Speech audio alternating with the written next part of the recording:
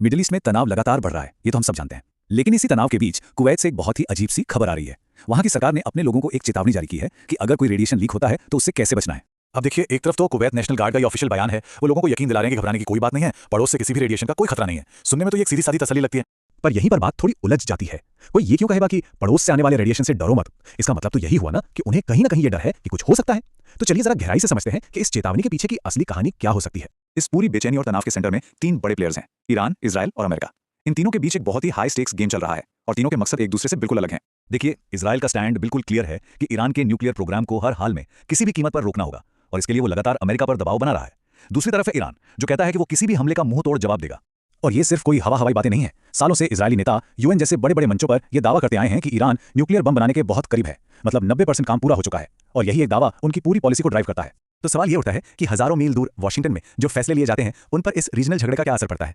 Source material की माने तो इसके पीछे कुछ पावरफुल लॉबिंग ग्रुप्स का हाथ है जो पर्दे के पीछे से खेल रहे हैं। सोर्स में एक ग्रुप का नाम साफ साफ लिया गया है, AIPAC। ये एक पॉलिटिकल एक्शन कमेटी है जो अमेरिका में इजराइल के हक में पॉलिसी बनवाने के लिए लॉबिंग करती है। और यहाँ ध्यान देने वाली बात यह है कि सोर्स का दावा है कि इसी ग्रुप ने डोनाल्ड ट्रंप के प्रेसिडेंशियल कैंपेन को फाइनेंशियली सपोर्ट किया था।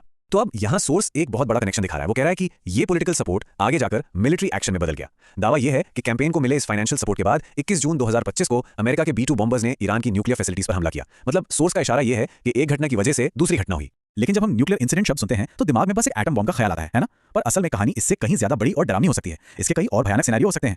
इसे कहते हैं न्यूक्लियर फॉलआउट। समझिए, ये वो जहरीली रेडियो एक्टिव धूल होती है जो धमाके के बाद हवा में फैल जाती है और फिर धीरे धीरे जमीन पर गिरती है। और ये सिर्फ न्यूक्लियर बॉम्ब से ही नहीं होता, बल्कि किसी न्यूक्लियर प्लांट पर एक नॉर्मल यानी नॉन न्यूक्लियर मिसाइल हमले से भी हो सकता है। तो ये हमले हो कहां सकते हैं? ईरान में कई ऐसी जगह हैं जो निशाने पर आ सकती हैं। सोर्स में खासतौर पर फोर्डो, नातांज और इस्फहान जैसी जगहों का जिक्र है जहां ईरान के बड़े बड़े न्यूक्लियर प्लांट्स हैं। और यही वो बात है जो सबसे ज्यादा चौंकाती है। सोचिए, एक न्यूक्लियर तबाही मचाने के लिए न्यूक्लियर बॉम्ब की जरूरत ही नहीं है। अगर इनमें से किसी भी एक प्लांट पर जहां बम बनाने वाला मटेरियल रखा हो एक नॉर्मल मिसाइल से हमला कर दिया जाए तो उससे उतनी ही जानलेवा रेडिएशन फैल सकती है जितनी एक एटम बॉम्ब से। तो अगर ऐसा कुछ होता है तो इसका असर, इसका रिपल इफेक्ट कहां तक जाएगा? कौन कौन इसकी चपेट में आएगा? चलिए देखते हैं। सोर्स के मुताबिक हवा में फैली इस रेडियो एक्टिव धूल से करीब 6 से 8 पड़ोसी देश सीधे तौर पर प्रभावित हो सकते हैं। और खतरा सिर्फ हवा में नहीं है। फारस की खाड़ी यानी पर्शियन गल्फ, जो कुवैत, कतर और यूएई जैसे कई देशों के लिए पीने के पानी का बहुत बड़ा जरिया है, वो भी जहरीली हो सकती है। ये एक ऐसा संकट होगा जिसकी हम कल्पना भी नहीं कर सकते। और यही सब बातें हमें वापस कुवैत की उस अजीब सी चेतावनी पर ले आती हैं। लेकिन ऐसा लगता है कि सिर्फ वही परेशान नहीं है। इस वक्त पूरे वेस्ट एशिया में कुछ खास दवाइयों की डिमांड अचानक बढ़ गई है और ये तैयारियां बहुत ही स्पेसिफिक हैं। 2 दवाइयां हैं जिनकी मांग आसमान छू रही है। एक है प्रशियन ब्लू, जो शरीर के अंदर से खतरनाक रेडियो एक्टिव पार्टिकल्स को बाहर निकालने में मदद करती है, और दूसरी है पोटेशियम आयोडाइड, जो हमारे थायराइड ग्लैंड को रेडिएशन से बचाती है।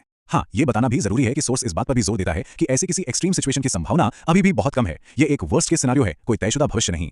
लेकिन ये सब हमें एक बहुत बड़े सवाल के साथ छोड़ जाता है। भले ही इसकी संभावना कम हो, पर जब कोई देश अपने नागरिकों को रेडिएशन लीक से बचने की ट्रेनिंग देने लगे तो ये दुनिया को क्या मैसेज देता है? ये बताता है कि उस इलाके में पर्दे के पीछे कितना गहरा तनाव और डर छुपा हुआ है।